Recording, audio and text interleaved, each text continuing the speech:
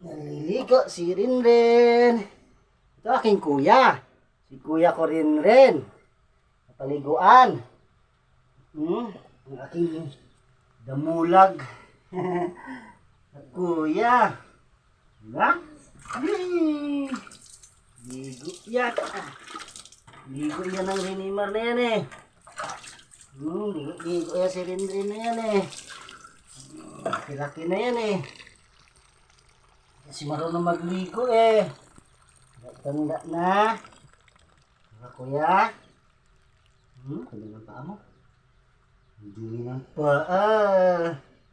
Hindi siya naliligo. Kailangan pagpaliguan eh.